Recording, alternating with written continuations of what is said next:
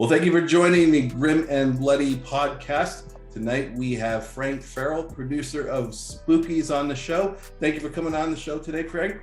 It's a pleasure. Even as late as it is.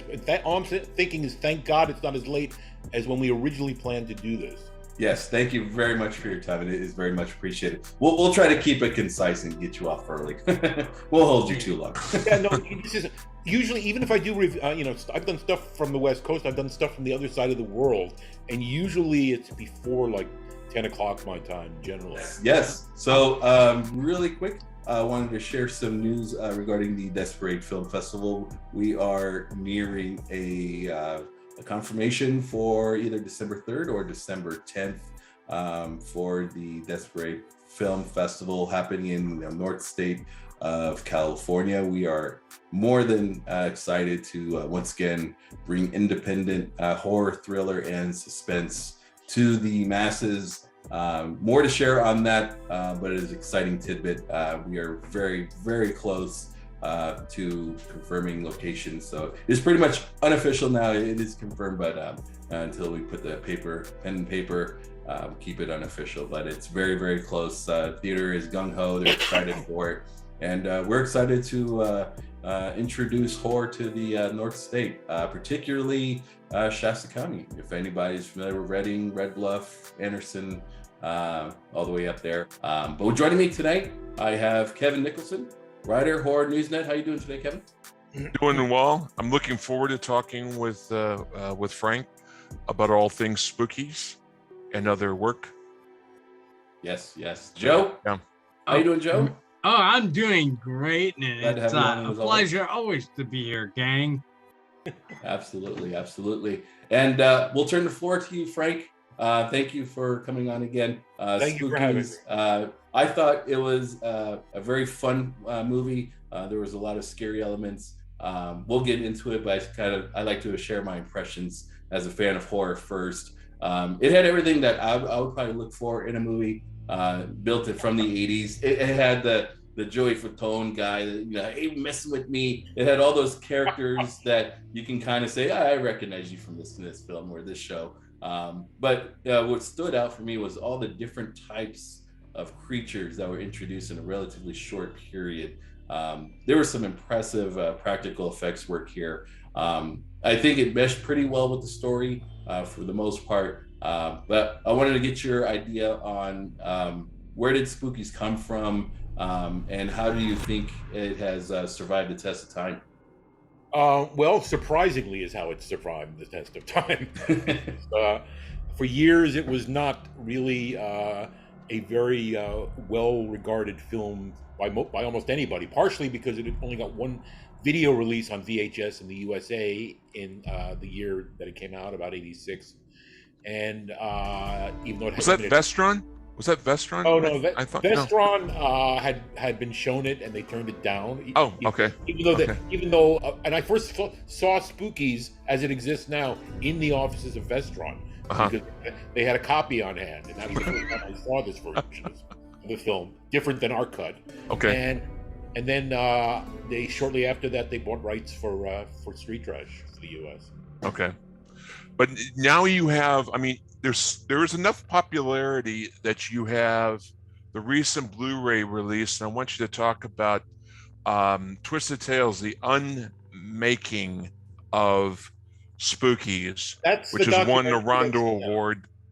Right, that was it accompanies the film on the 2-disc Blu-ray that we put out about 2 years ago. It won a Rondo Award. It has been very well received by fans in general, meaning that it gave them a much clearer idea into why this movie is kind of out of the ordinary in certain ways, and it's something that fans have been more appreciative of than I realized, and they've also been. It made them incredibly sympathetic to us, the filmmakers, because they finally realized that we went through almost 2 years of hell trying to do the best we could and being harassed and bullied every step of the way by a backer who could not see clear to just treat us like people. Wow. So your film starts out as, well, your originally it was Twisted Souls, the screenplay that you had. Yeah, I mean, and it was written. pretty basic. We Yeah. were told very explicitly to I want to film just like The Evil Dead. A bunch of teenagers come to a house, and a monster comes out of this thing, and a ghost comes out of this closet, and and that sort of thing. And so we had another script for an old house thriller that I think was a better script, but he didn't want to do that. He wanted to be able to rip off something that was already familiar. So that's why it's essentially that type of a story. However, we did it under kind of pressured circumstances. We had a couple of weeks to get an actual script together. We had very little time between that and getting into actual pre-production once we had gotten an okay to go ahead. And unlike the making of most films, I had to essentially be accountable every day for every penny spent. Meaning I couldn't just say, oh, all right, here's how much money we spent this week. I had to put it in order every week for how much money I thought we would be spending in the next 7 days. And that money would then be released to us to be able to do things like pay people. Wow. I had a question, Frank. Because you're a producer, I want to talk a little bit about the behind the scenes stuff. Talk to me about that. There's a ton of variation with monsters. There's a lot. I love all of that. I'm like, it's just every scene there seems to be just something new to put in front of the audience. If you could talk to me a little bit about what was the design process like? Did you sit down and say, for this scene, I want this type of character? Who came up with the idea for all the different types of creatures? I mean, we knew that what we wanted to do. We were originally told to do a film like The Evil Dead, so that Right. sort of leaves it wide open to a certain extent. So we thought, all right, we'll have assorted monsters, 8 to 10 monsters in the course of the film, and then the climax was supposed to involve ghosts. Now that eventually did not get shot by us because we got thrown off the film. We had an optical effects guy who was going to be doing that work, and that didn't happen. So an entirely new ending was shot by the person who later sort of aborted our movie. Well, so this was kind of a situation where this film kind of got out of your hands. We walked out of the cutting room after a final altercation. It was just too abusive a situation to keep walking in every day and taking it. Oh goodness, goodness gracious! Now we've talked to producers and filmmakers before who have had similar stories to tell about a particular distributor, a particular financial backer, and things like things like that. Was that something that kind of turned you off of Hollywood for a time? Did it leave? First of all, I don't consider Spookies Hollywood. That should be known for. Let's say movie making. Then here's the thing: I am sort of turned off to Hollywood, and I have been for most of the time that I've been doing films. I've spent time there. I've optioned scripts in Hollywood. I've dealt with Hollywood people. I think it's a different. Most people who are there are doing a lot of stuff for different reasons. A lot of it is simply the fame game and the glamour aspects and all the allure of Hollywood. Whereas poor slobs like myself, I just want to make movies and I want them to be good. And if I can do that, I don't need millions of dollars. I can do what I need to do. And I think there are lots of people like that, certainly, and there are plenty of indie filmmakers nowadays because everything's gotten so easy by comparison. Now that affordable video cameras are practically free, they're so cheap. We're gonna take a moment, and I want you to enjoy this alternate trailer for Spookies, 1986. That's weird. No name. Happy birthday, Billy.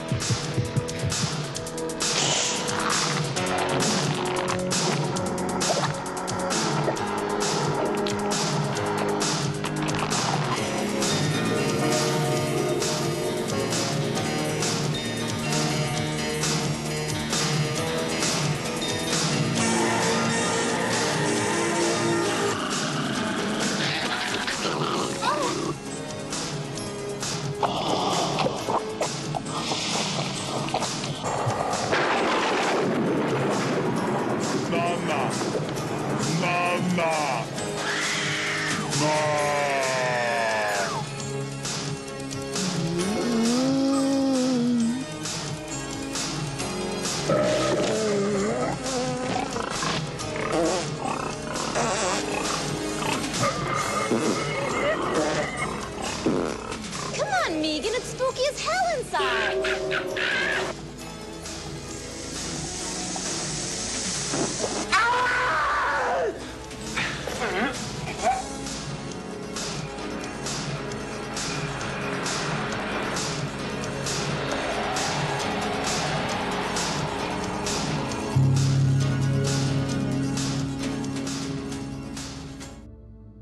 And we're back.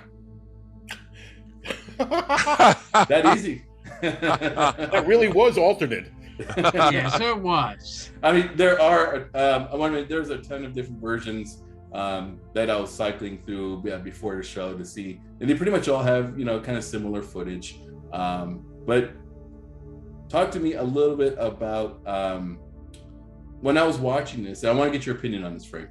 When I was watching Spookies, and I saw it maybe, I think it's been maybe 3 weeks now. There's a lot of similarities I found between the practical effects, the creatures that were made, and the various items that you're going to find in a popular store, Spirit Halloween, which kids love running around, especially my kids. I have a 6-year-old daughter and a 3-year-old son, and they're both to the point where they want to wear my Michael Myers mask, which I don't let them, well, on occasion. But they also love going to Spirit Halloween. They love looking at the animatronics. They like going to the back and looking at all the ghosts that you hang. They like looking at all the creepy masks along the wall, right? They're not even interested in their costumes, right? They're going for the scary stuff now. And a lot of what's in the movie now in Spookies is similar to what you're going to find in a retail store. So in your opinion, is that just because what you guys are doing was part of a popular move and Spirit Halloween? I think it was a move, but I think it was also the fact, I mean, bear in mind that a lot of that stuff is created by people who have done movie effects. Right. Various makeup workshops and effects houses will make stuff like that, or at least design it, prototypes, etc. And I think there was that whole look. And to tell the truth, it's interesting because another film that our movie was intended by our backer to be a ripoff of was Ghoulies. Our original title was Twisted Souls. He wanted to call it Spookies to just give it that type of a title, which he eventually managed to do. But I think Gremlins probably is what kicked it off, like in any real way. Then you had critters and various things that very much capitalized on these effects. Something like Tremors does it on a larger scale. So we were looking to capitalize on that. One of the reasons our backer came to us is because we had knowledge of effects and how to use them and how to work with them. We had effects people we were already involved with. And so this was something that he knew that at least we had a few people that had some experience and some familiarity with each other. And I think I'm still very impressed at the job that we did, because we did this pretty much when this type of stuff was still kind of new and fresh. And other movies that actually had bigger budgets and got more publicity at the time, like for instance Ghoulies. Ghoulies was like a bigger budget than ours. I looked at Ghoulies very, very recently. Our effects are better by a mile. They're way better. In Ghoulies, a lot of the things look pretty pathetic. Yeah, they do. Some movies are holding up better than others. Oh, go for it, Joe. I just have a question, Frank. Yeah. For you, what was the hardest scene to film? Well, I wouldn't say it was for me, because first of all, the film was co-directed by my two partners. The three of us wrote the screenplay. I was the producer, so I was mostly, constantly, we had an office and a location on the same large piece of land, a private estate in Westchester County. And every scene was hard because I was running between my work in the office and then running to the set to see what was going on and what was needed, etc. So, I was constantly aware of what was happening and everything else. But, every day was just, physically a lot of work. As far as actually shooting and what was difficult, I would say more than anything, all of the effect scenes, because for several reasons. One is that effect scenes just don't like that go wrong all the time. They go wrong far more than they go right. You're trying to do something, you think it's going to work, you've tested it, you think, oh, okay, fine. The cameras start rolling, and then everything changes.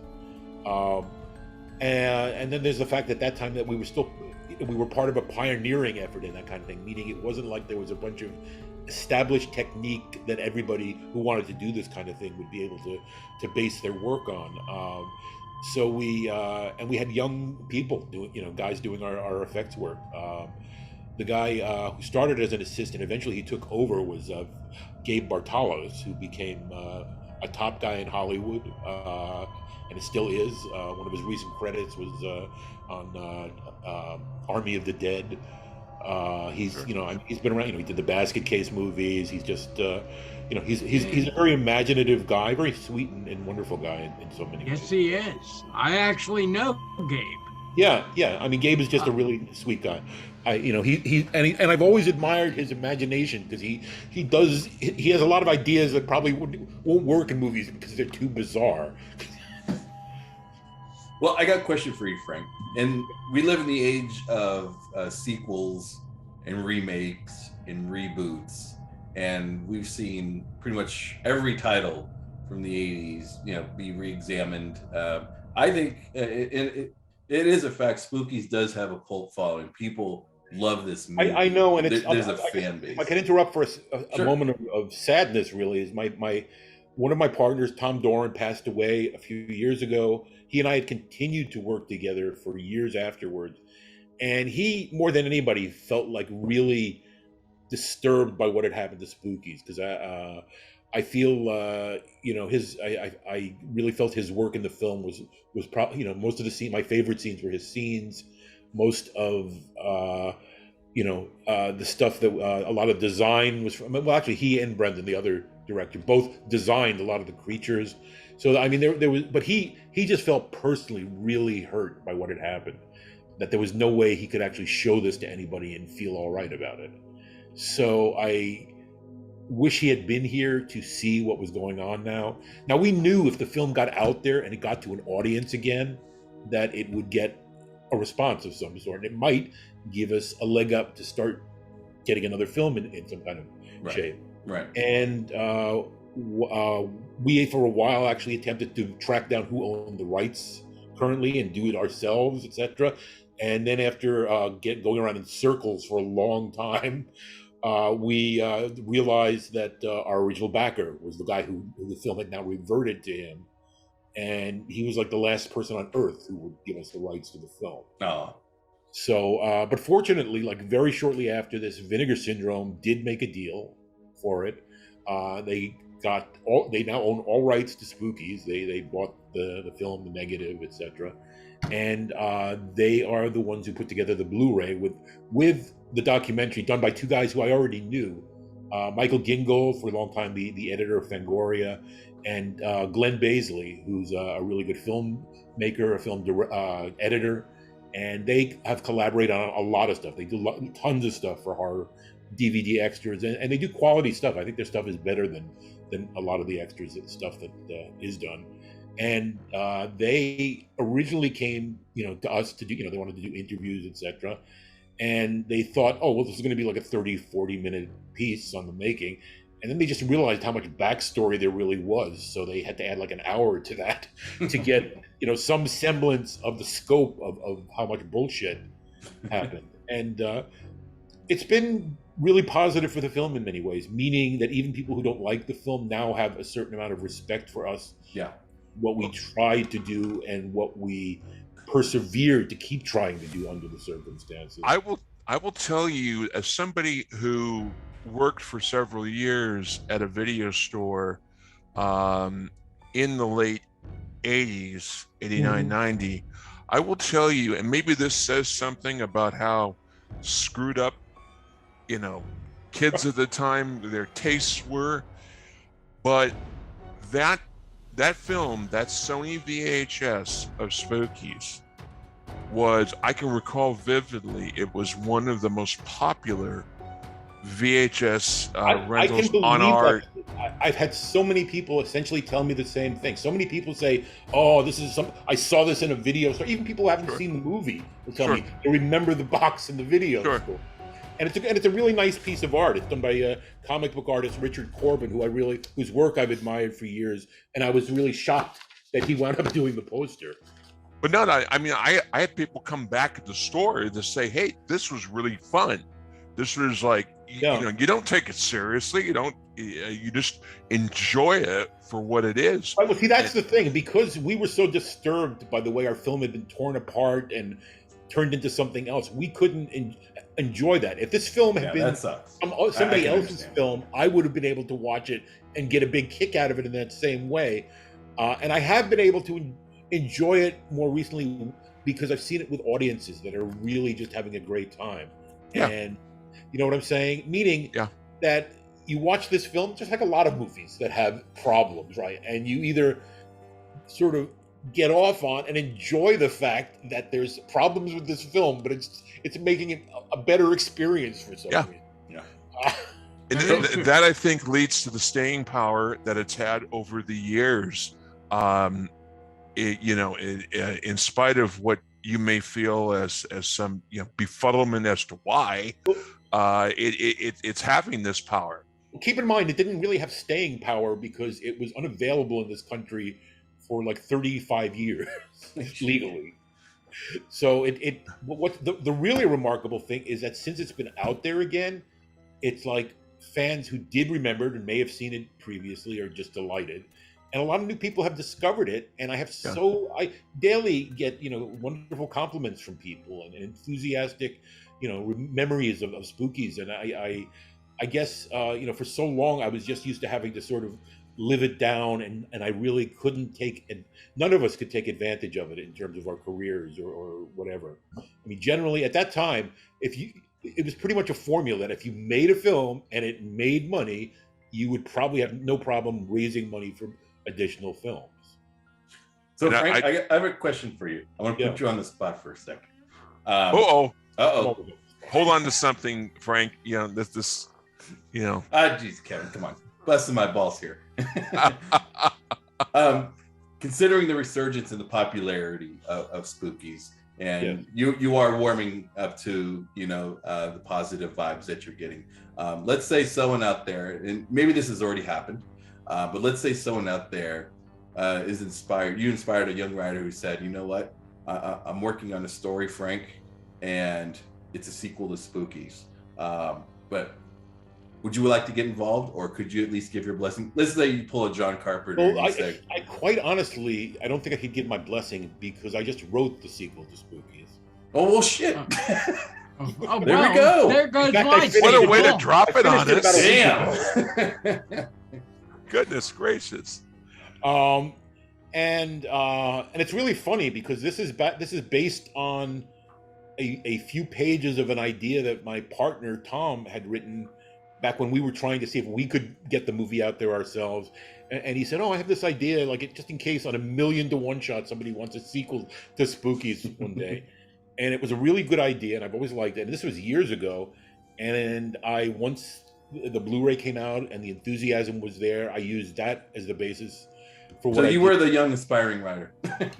Yeah, I am. And I'm glad I gave myself a chance. Well, that's good to hear. I'm happy for it because and I got to tell you, I'm pretty.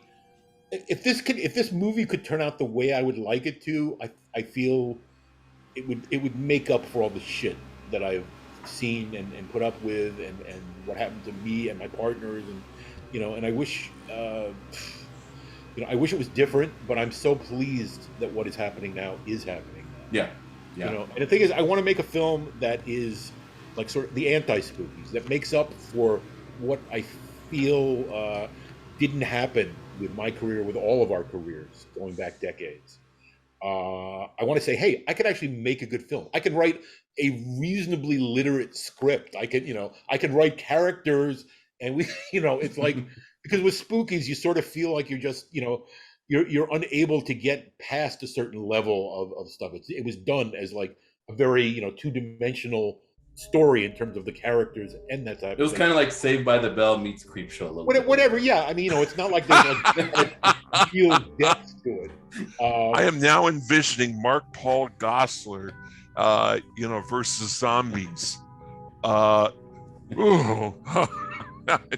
But I'm trying to do something that is, I feel like the movie I would like to see. If someone said, hey, make an idealized version of a Spookies type movie, this would be close to that, because I would want something that would go above and beyond most things that most people would expect. I would be extremely demanding, and because I'm writing it, I have to be very demanding. It's your baby.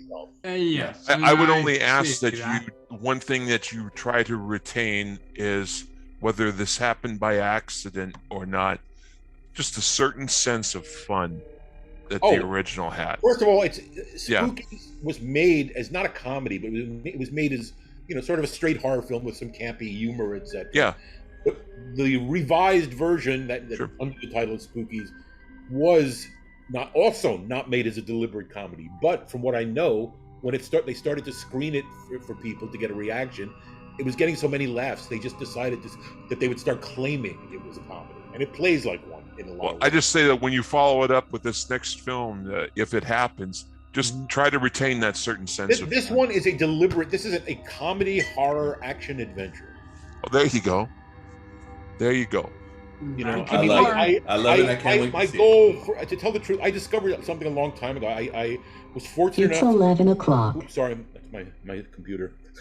I was lucky enough in high school to have a full-fledged filmmaking course, meaning a real course where I had access to cameras and was taught basics of filmmaking. And at the time, it was a fairly unusual thing in high school.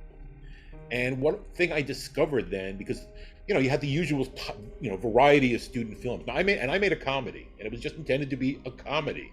And other people made various deep, meaningful films about human moments and things like this. However, what I discovered is my film entertained better than anything. And people were, when people are entertained in a theater, especially if it's a comedy, with a lot of other genres, you don't necessarily really know how to gauge the audience unless you start to talk to them.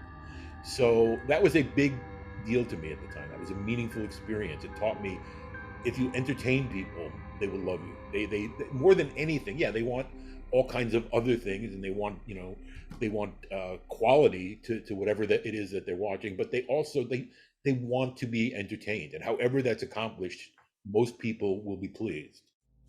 So before we wrap, Frank, do you have a social media presence where our audience can look you up? I am primarily on Facebook more than anything else, and I haven't had a chance. I've been working on this script for about a year and a half. It's been one of the most difficult things I've ever written, because I'm just trying to jam pack so fucking much into it that just getting things to take place. It sounds like this is gonna have to be a trilogy then. No, it's not yes, I've already made plans for a trilogy, of course. There you go. We keep unearthing stuff, Frank. As I wrote at the other end of my script, and in another 34 years, Twisted Souls 3. Well, that's amazing. Thank you very much. We could tell that he likes to drop things at the last second. Dropping the bombs. That's so right here. Well, no, I've mentioned this on a few occasions when I've done interviews, etc. And I try not to start spouting off about it, because look, I just finished writing this. We don't have the financing yet. I have people who are interested in raising financing. I have people who have liked what is written so far. And what I'm really happy about is just that what I am trying to do is coming across in the script, and people are saying, I can see this. I can tell you, this probably more than any of us combined. You have the most valuable thing already sitting in your lap, and that is a rabid fan base for the film. I know, and it's amazing, because Tom, before he passed away, we really discussed this a lot. We knew there was a growing fan base of some sort for Spookies, although for a while he was so down on things he couldn't believe it. He refused to believe anyone liked Spookies for any reason. And it's weird, because one of the things that I can't quite get is the film has very quickly become pretty well known amongst the horror people in the horror community, some of whom knew it before and a lot of whom didn't. And it's been sort of adopted almost into the pantheon of 80s horror movies. I'd definitely say so, yes. Yeah. Joe Bob Briggs just recently, he put out a vinyl LP with a cover with several hundred monsters on it or something like that. And there's 2 characters from Spookies and 1 from Street Trash on it. So now I can feel like I officially am part of the 80s horror. Well, you always were, Frank. I know there were some bad feelings back then, but look up. Things are looking absolutely marvelous. They're looking I certainly. hope to see. The thing is, what I you've been have working on. I have an obligation to get something done every day, which for a while the only thing. I mean, Tom and I, our dreams of making films never ended, and we had numerous projects that almost came into being. I optioned scripts when I was in Hollywood and other places. Tom had written a few amazing things. We almost got financing for a historical Scottish horror film at one point, but we didn't. We couldn't stop. It wasn't like we could just say, "All right, now we go to plumbing school and everything is settled." Yeah. There's like it's very difficult. I think sometimes when you want to create certain things, you don't want to like just keep masturbating and deluding yourself and thinking, you have to, even if you fail, and we fail, believe me, we constantly fail, but we couldn't stop. It was like compulsive. It was, we talk about ways to stop. We discussed getting lobotomies performed on ourselves. Well, let's see. I'm Why glad am you I didn't. thinking of Braveheart with zombies? Or Scottish horror film, Damn. Or We're just exactly. all about it today. Actually, this was he wrote and this was a pet project of his for years. There's a famous Scottish cannibal story of a character named Sawney Bean. The movie The Hills Have Eyes is very loosely based on it, right? But this took place hundreds of years ago in Scotland, and it may or may not be true. It may very just well be a legend.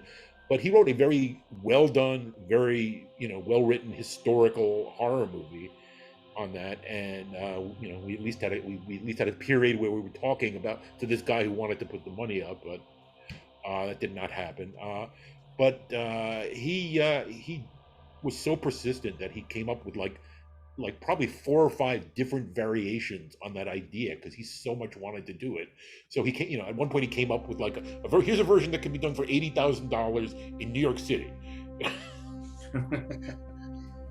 or better yet, I'd rather have a bottle in front of me than a frontal lobotomy.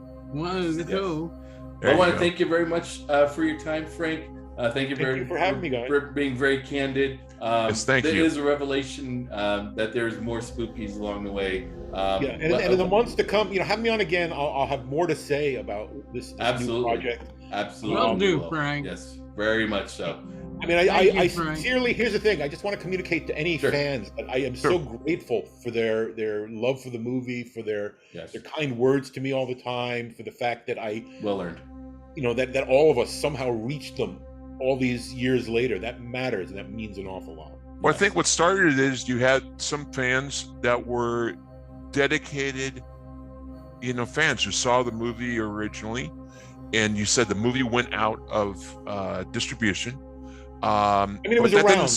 It was on DVD in Europe, but it wasn't. But it didn't stop the fans, loving it. It probably didn't stop fans buying out of print VHS and so forth. Right. I think what happened was it was probably one of the very last 80s horror movies that made it to DVD or Blu-ray, because for years it just sat there. It never had another US release. Never underestimate the power of the obsession of the fan.